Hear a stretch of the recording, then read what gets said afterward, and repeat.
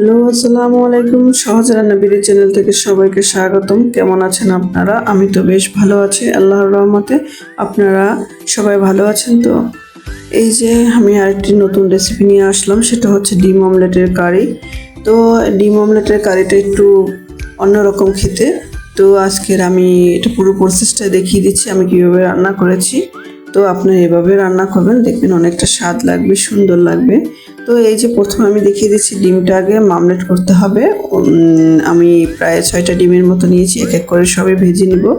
আপনাদের পরিবারের যে কয়জন আছে সেই কয়জন হিসাব করে আপনার ডিমটা মামলেট করে নেবেন। এটা হচ্ছে আপনাদের কাছে পরিমাণ। তো এটা সংক্ষেপে রান্না, সহজ রান্না যাকে বলে, একদম ঘরোয়া রান্না। যেটা আপনার ঘরে আছে, কয়টা ডিম আছে, আলু আছে, ব্যাস এটাকুই বাচ্চার জন্য এনাফ। একটা ডিমও পেলো এবং আলুও পেলো। আলু ছাড়া তো বাচ্চারা খেতে চায় না। তো সংক্ষেপে রান্না। তো এই যে দেখুন, আমি এক এক করে 6টা ডিম ভেজে নিয়েছি। আমি দেশি মুরগির ডিমও নিয়েছি আর ফার্মের ডিমও নিয়েছি। আপনারা যে যেটা খান সেটাই নিয়ে নেবেন। আমি এরকম করে 6টা ডিম ভেজে নিয়েছি। তো তারপর যাব আমি প্রসেসে রান্নার। এই যে কড়াইটা একটু তেল দিয়ে তারপরে আমি পেঁয়াজ দিয়ে দিলাম। আমি আজকে আলুটা পেঁয়াজের সাথেই ভেজে নিব আগে। তো এই যে আমি আলু এক এক করে দিয়ে দিচ্ছি। আমি কোনো মশলা এর মধ্যে দিব না, প্রথমে শুধু তেলের মধ্যে ভাজবো, একটু লবণ দিব, দিয়ে আমি উল্টে পাল্টে ভেজে কিছুক্ষণ পরে আমি মশলা দিব। আপনারা এভাবেও রান্না করতে পারেন, আর হচ্ছে আপনারা মশলা কষিয়ে তার ভিতরেও আলু দিতে পারেন। তো আমি এরকম দিলাম হচ্ছে একটু তেলে ভাজার জন্য। আলুটা আমি আলাদা ভাজবো, আবার এর জন্য হচ্ছে পেঁয়াজের সাথে আমি একসাথে ভেজে নিচ্ছি, একে দুই কাজ। তো এই যে পেঁয়াজও ভাজা হচ্ছে, আলুটাও ভাজা হচ্ছে। তো আপনারা এরকম করে রান্না করবেন সহজভাবে, সময়টাও কম লাগে আর তাড়াতাড়ি হয়ে যায়। তো আমি এরকম করে একটু ভেজে নিব। তারপরে হচ্ছে আমি একটু আদা রসুন দিব। আদা রসুন দিয়ে এর সাথেই আমি ভেজে নেব, যেন আলুটার ভিতরে প্রত্যেকটা ঘ্রাণ যায়। তো এই যে আমি হচ্ছে আদা রসুন দিয়ে দিচ্ছি। এখন আমি নেড়ে চেড়ে নিব, তারপরে আমি মশলা দেব পরিমাণ মতো।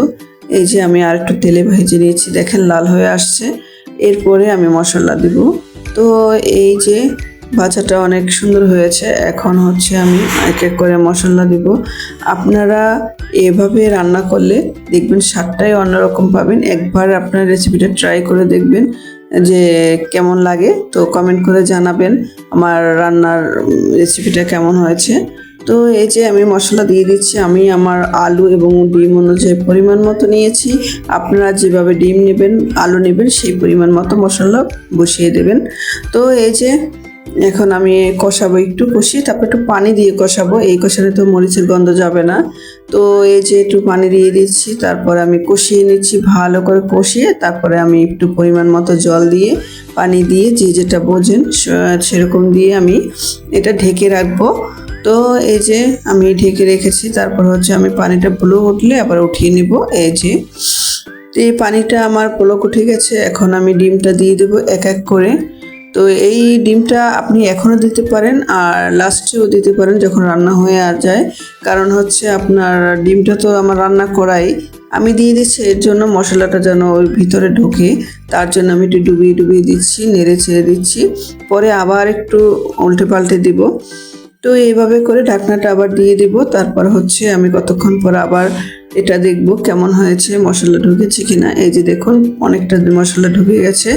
এভাবে নেড়ে ছেড়ে তারপরে আমি হচ্ছে ঢাকনা আবার দিয়ে দিব।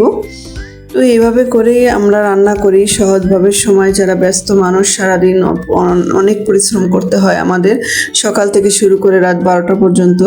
তখন আমরা চাই একটু সহজভাবে, একটু আনকমন রেসিপি করে বাচ্চাদেরও খাওয়াতে আর নিজেও খেতে।